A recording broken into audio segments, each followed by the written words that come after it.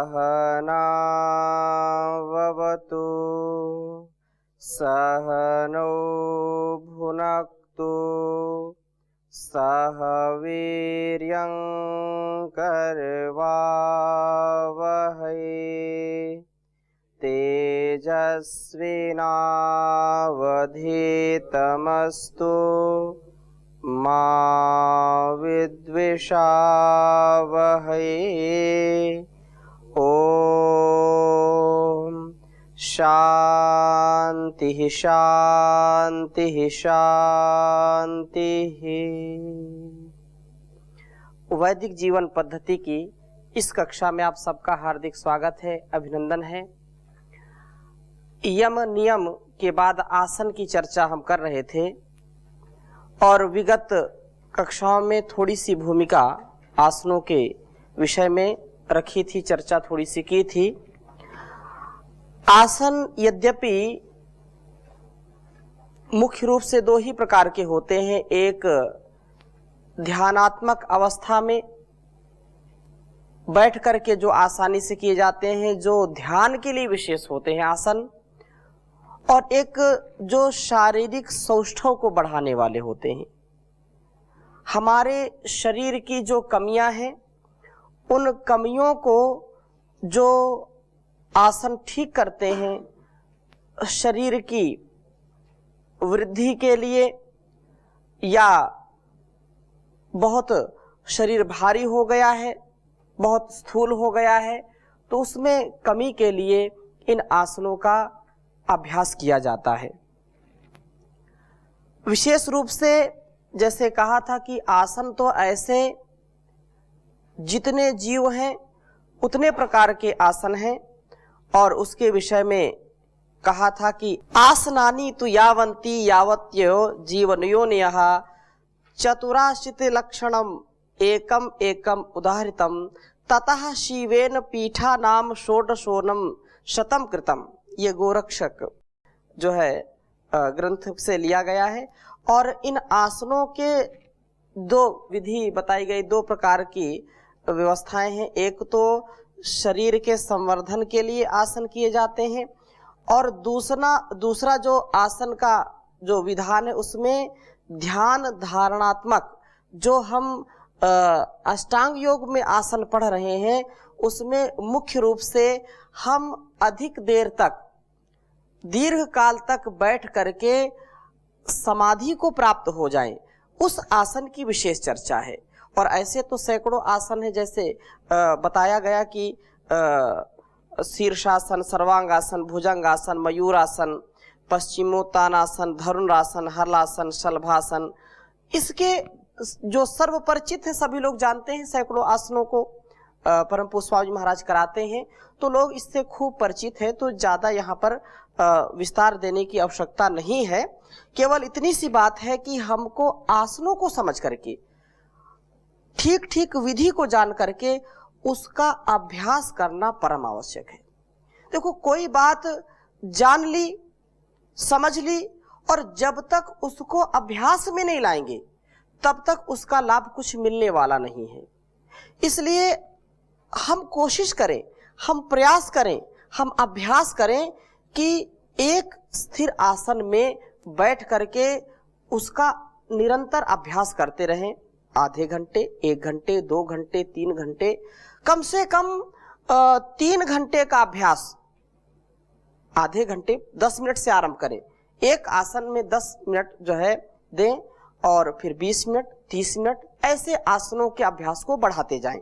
महर्षि पतंजलि ने जो लिखा है, जो इसकी व्याख्या की है कि स्थिरम सुखम आसनम, जो स्थिरता को प्रदान करने वाला हो, स्थिर सुखम आसनम, जो सुख को देने वाला है, वही आसन कहलाता है। और इसको उपनिषद में कहा कि यदि आसन करते समय पीड़ा होती है, आसन यदि सुखकारी नहीं है, आसन में यदि व्यक्ति स्थिर नहीं है, तो वो आसन आसन कहलाता नहीं है। बहुत अच्छा श्लोक है, इसको आप लिख लीजिए कि सुखे नैव भवेत् अस्मिन् अजस्रम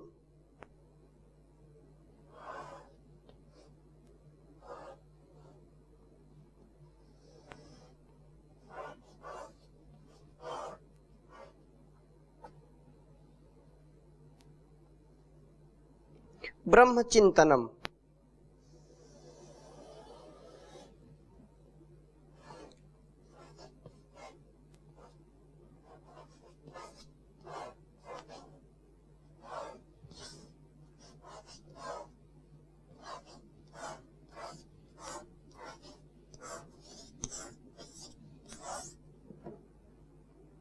और आगे इसी बात को बढ़ा करके कह रहे हैं, तद विजानीयात अन्यत सुख विनाशनम। आसनम तद विजानीयात, आसन की बहुत अच्छी परिभाषा देते हुए यहाँ पर उपनिषद में लिख रहे हैं कि आसनम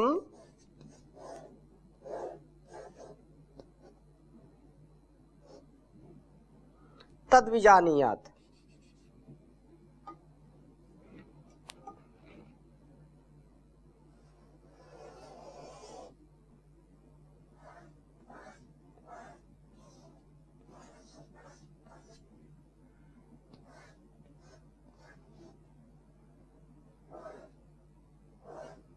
विजानीयात,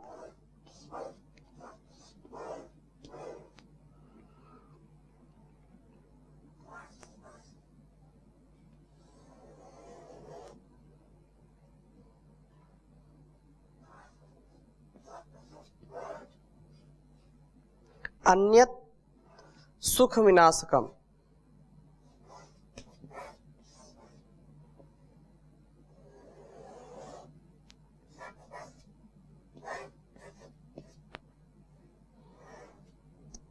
सुख विनाशनम।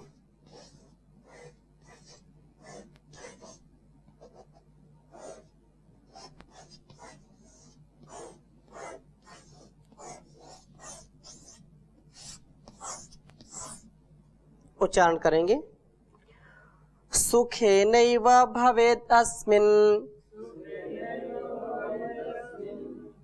अजस्रं ब्रह्म चिंतनम। आसनम तद्विजानीयात् अन्यत् सुख विनाशनम। सुखेनैव भवेत् यस्मिन् अजस्रं ब्रह्म चिंतनम। आसनम तद्विजानीयात् अन्यत् सुख विनाशनम।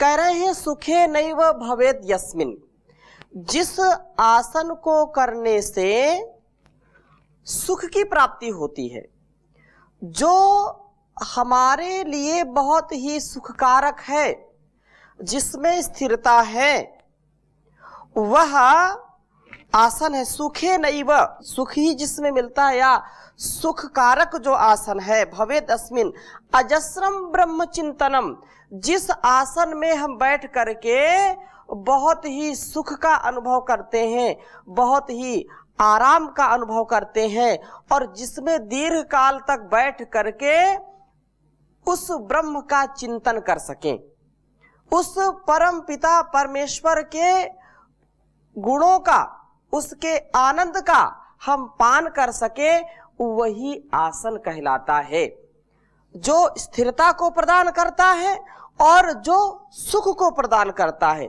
और उसमें बैठते ही हमारा ध्यान लग जाए, वही आसन कहलाता है। और कहा आसनम तद्विजानीयात् अन्यत्, अन्यत् सुख विनाशनम। और जो दूसरे प्रकार से टेढ़े मेढ़े ढंग से लोग बैठते हैं, पता नहीं विपरीत स्थिति में बैठते हैं, जिसमें उनका ध्यान तो क्या, वो ठीक से शोभायमान भी नहीं होते हैं, न उनकी कमर सीधी होती है, न गर्दन सीधी होती है। ऐसे उल्टे पुल्टे बैठना, ऐसी अव्यवस्थित स्थिति में बैठना, वो तो केवल दुख का कारण है, वो केवल दुख है, वो सुख का विनाश करने वाला आसन है। और दुख आसन है, वो सुख आसन नहीं है। जैसे कहा स्थिर सुखम आसनम, सुख को देने वाला जो होता है वो आसन है, लेकिन वो दुख को जो देने वाला है वो आसन नहीं कहला सकता है। इसलिए हमको हर स्थिति में जो बैठने का ढंग है उसको सीख करके सीधा ध्यानस्थ अवस्था में बैठने का प्रयास करना चाहिए। और प्रतिदिन इसके लिए अभ्यास की आवश्यकता होती है। कोई एक दिन में सिद्धासन में बैठ नहीं सकता, कोई एक दिन में पद्मासन में बैठ नहीं सकता है, कोई स्वस्तिक आसन में बैठ नहीं सकता है। उसके लिए निरंतर अभ्यास से हम उस समय को बढ़ा करके और फिर दीर्घ काल तक बैठ करके समाधि का आनंद ले सकते हैं। और प्रतिदिन एक आसन दीर्घ काल तक करने की अपेक्षा यदि आरंभ आपका है तो थोड़ी थोड़ी देर तक आसनों का अभ्यास करें। एक दिन में हो नहीं सकता, प्रतिदिन कुछ नए नए आसनों को बदलते रहना चाहिए, जिससे लचीलापन आएगा, जिससे रक्त संचार अच्छा होगा और आपको फिर बैठने में समस्याएं नहीं होंगी।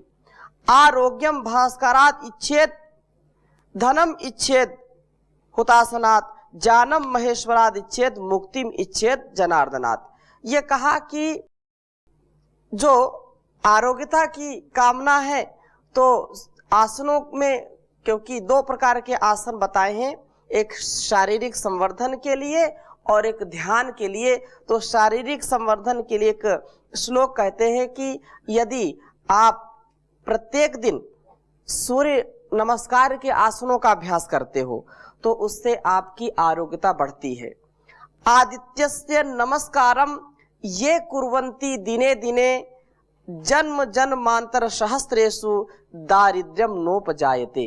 बहुत उत्तम बात कही कि आदित्यस्य नमस्कारम, सूर्य नमस्कार का जो अभ्यास करता है शारीरिक शौचव के लिए, तो जो प्रतिदिन प्रातः काल सूर्य नमस्कार व्यायाम करते हैं, आसन करते हैं, उनका अभ्यास करते हैं, इस जन्म में तो क्या अगले जन्म तक भी उसको जन्म जन्मांतरों तक उसका दारिद्र्य चला जाता है। अर्थात वह ऐसे, ये एक उत्साह के लिए भी है और ये मतलब निश्चित रूप से इस बात को हम स्वीकार करें कि पूरी दुनिया में सबसे ज्यादा सभी वर्ग समुदायों में जो करने वाला आसन है, जो बहुप्रचलित है, वो क्या है? सूर्य नमस्कार। तो सूर्य नमस्कार, अब इसमें जो कुछ लोग हठी है, दुराग्रही हैं, वो बोले हम सूर्य नमस्कार नहीं करते, हम चंद्र नमस्कार करेंगे, वो अलग अपने अपने करते हैं। तो ये बात उचित नहीं है। सूर्य नमस्कार का तात्पर्य उसके जो आसनों का अभ्यास है, उससे इतने हमारे अभ्यास शरीर के बढ़ जाते हैं कि उससे पेट भी हमारा नहीं बढ़ता और जोड़ों का दर्द भी नहीं होता है, शरीर में स्फूर्ति रहती है, रक्त संचार अच्छा होता है, लचीलापन रहता है, नस नाड़ियों में विकार नहीं आता है। इसलिए 12 आसनों से सुसज्जित सूर्य नमस्कार ये सबसे अच्छा है शारीरिक शौचव के लिए। और बहुत ऐसे लोग हैं जो प्रत्येक दिन सैकड़ों सूर्य नमस्कार करते हैं। एक पतंजलि योग समिति का अपना ही एक कार्यकर्ता है, वो कम से कम 80 वर्ष की उनकी आयु हो गई है, 80-85 से कम नहीं है, और रोज वो 100 सूर्य नमस्कार करते हैं और बिल्कुल स्वस्थ हैं। मैं उनको जानता हूँ, वो कभी कभी आते रहते हैं। एक पुणे के हैं, एक इधर झारखंड के भी हैं। तो ये आरोग्य को देने वाला है, इसलिए ये बहुत आवश्यक है कि हम स्थिरता पूर्वक सुख पूर्वक बैठे और उस परमात्मा के आनंद में अपने आप को जो है व्यवस्थित करें।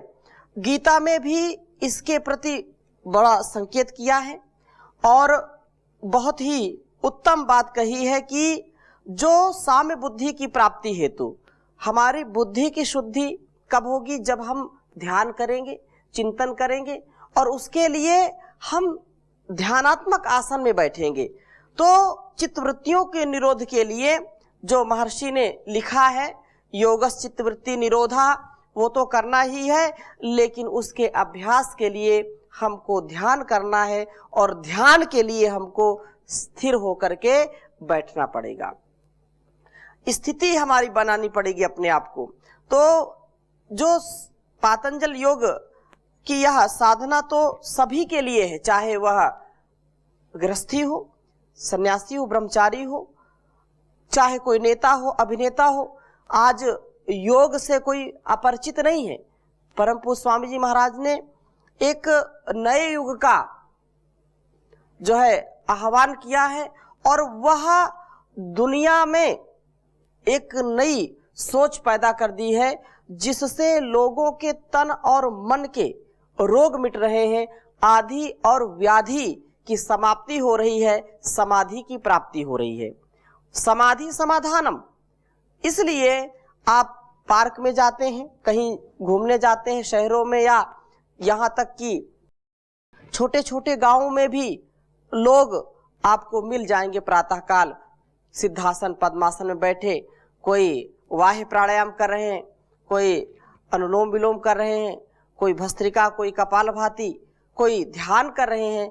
ये योग की महिमा है, ये ऋषि ज्ञान की महिमा है, जिससे इस ज्ञान के कारण इस जहान को महान बनाने का कार्य समय समय पर ऐसे महापुरुषों ने किया है, जो आज परम पूज्य स्वामी जी महाराज कर रहे हैं। और हमारा ये परम सौभाग्य है कि यहाँ ऐसे पवित्र वातावरण में रह करके हम इस विद्या को समझ रहे हैं, जान रहे हैं और इसका स्वाध्याय कर रहे हैं। तो यही बात योगेश्वर श्री कृष्ण ने भी कही है, और प्रत्येक कल्याण इच्छुक को अर्थात कल्याण चाहने वाले की यह विशेष विधि है, उसको आगे बढ़ने की यह विधि कि उसको योग प्राणायाम ध्यान से ही अपने जीवन का परिष्कार करना होता है। तो गीता के 6ठे अध्याय में 11वें श्लोक से लेकर के लगभग 17वें श्लोक तक इसका विशेष वर्णन किया गया है। तो मैं पढ़ता जाता हूं क्योंकि आप सब इससे परिचित हैं। ये निसंदेह हमारे लिए है। कहा कि शुचौ से प्रतिष्ठाप्य स्थिरम सुखमात्मनः नात्युच्छ्रितम नाति नीचम चैलानिजिन कुशोत्तरम। ये 11वें श्लोक में कहा कि शुचौ देशे चैलाजिन कुशोत्तरम न अत्युच्छ्रितम न अति नीचम आत्मनः आसनम स्थिरम प्रतिष्ठाप्य। स्थिति बता रहे हैं कि योगाभ्यासी व्यक्ति शुद्ध स्थान में, जहां न तो अशुद्ध पुरुष रहते हो, न अशुद्ध वस्तुओं के द्वारा जो स्पर्श किया हुआ हो, या अशुद्ध वातावरण जहां हो वहां पर नहीं, शुद्ध वातावरण में अपना स्थिर आसन स्थापित करें। वह आसन ना अधिक ऊंचा हो और ना अधिक नीचा हो।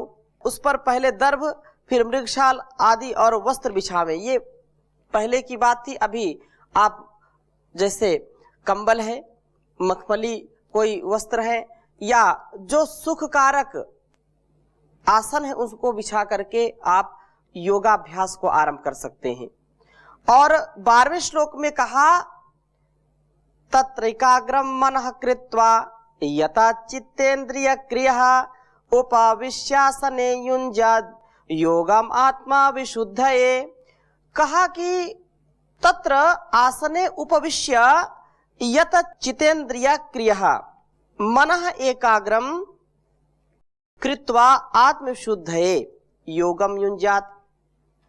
कि उस तत्र आसने अर्थात ये बात कही कि उस जहां पर आसन बिछाया है उस स्थान में, उस आसन पर बैठ करके चित्त और इंद्रियों के व्यापार को, चित्तेंद्रिय यत चित्तेंद्रिय क्रिया, कि चित्तेंद्रिय अर्थात चित्त और इंद्रियों के व्यापार को रोक करके तथा मन को एकाग्र करके आत्मशुद्धि अंतःकरण शुद्धि हेतु वृत्ति निरोध का जो विशेष साधन ऋषियों ने बताया है, वृत्ति निरोध रूप योग का अभ्यास करें।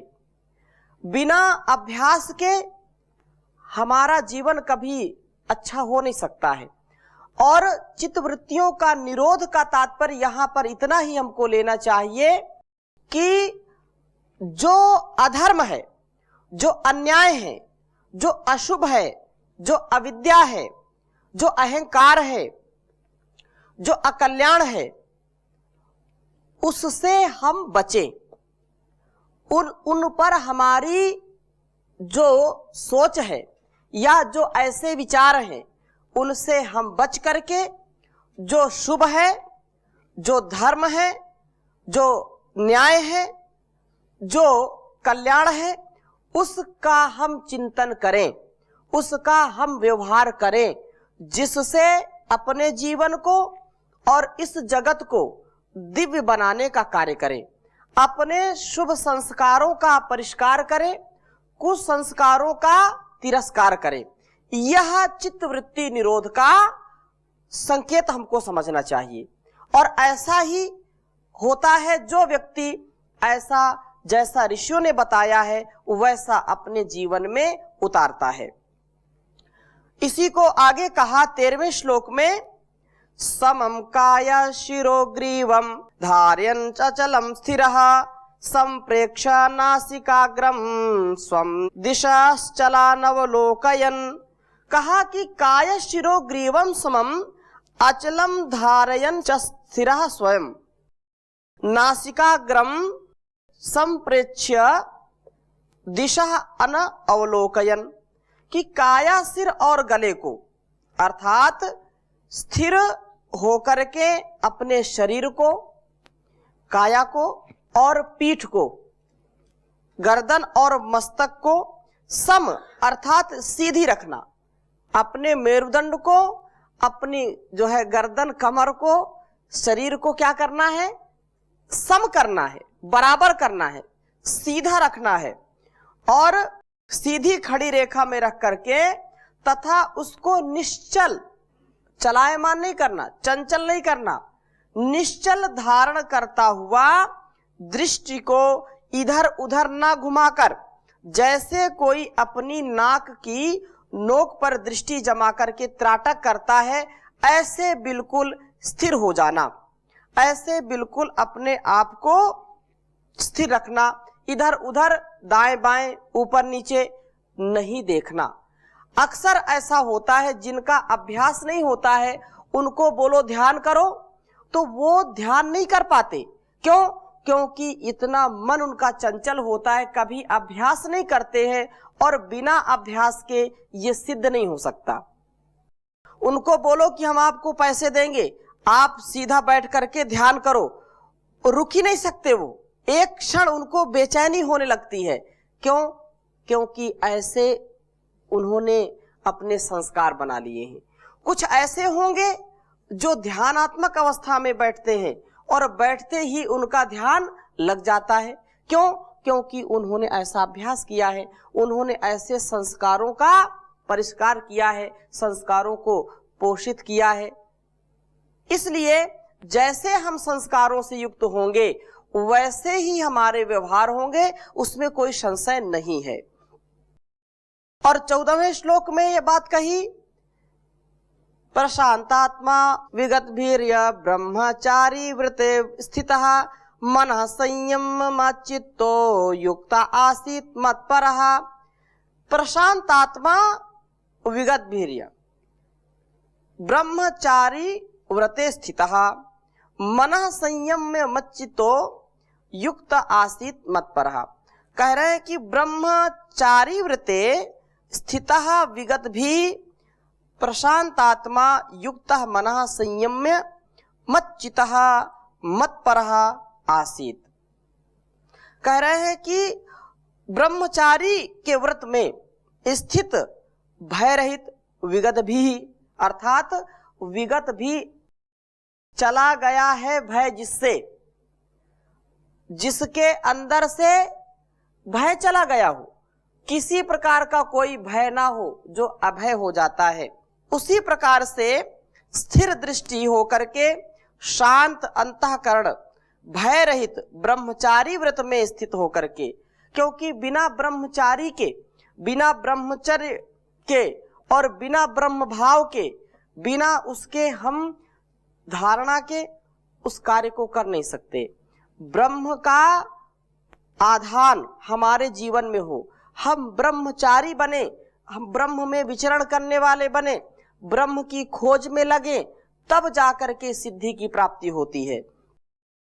तो मन को संयम में रख करके मुझ में चित्त वाला, अर्थात मुझ परमेश्वर में आश्रित होकर के मेरा परब्रह्म का ध्यान करते हुए योग युक्त हो जाए। तो इसलिए विशेष ये बात यहां पर कही है। और इसी बात को श्वेताश्वतर उपनिषद में भी कहा, समे शुचौ शर्करावन्य बालुका विवर्जिते शब्द जलाश्रयादि भी मनोनुकूले न तो चक्षुपीडने गुहा निवाताश्रणे प्रयोजेतांक। तो कहा कि कैसे बैठे, इसमें ये कहा कि साधक को ऐसे स्थान पर अपना आसन लगाना चाहिए, क्योंकि आसन की ही चर्चा हो रही है तो हम इस बात को सुनिश्चित कर लें कि कहाँ और कैसे आसन लगाना है। तो कहा कि उपनिषद में कि आसन ऐसे स्थान पर लगाना चाहिए जहां पर कंकड़ ना हो, कंकड़ पत्थर ना हो। यदि कंकड़ पत्थर होंगे तो आसन ठीक से जम नहीं सकता है, आसन नहीं जमेगा तो मन नहीं लगेगा। इसलिए बालू रहित, शब्द जहां पर किसी प्रकार का शोरगुल ना हो, और जल रहित, इधर उधर चिपचिपापन न हो, जल ना हो, और आश्रय की दृष्टि से मन अनुकूल, नेत्रों को पीड़ा न देने वाला, गुहा रूप हो, तथा वायु शून्य, वहां बहुत तेजी से हवा भी न चल रही हो कि बार बार मन चंचल हो जाए। ऐसे मन अनुकूल स्थान पर मन को ध्यान में लगाने का अभ्यास करना चाहिए। इसी चर्चा को हम और आगे करेंगे, क्योंकि यह ध्यान का आधार है आसन। तो आसन को हम ठीक करें, इसके लिए थोड़ी सी चर्चा अगली कक्षाओं में और हम करेंगे। अभी यहीं पर विराम दे रहे हैं। ओम शांति शांति शांति।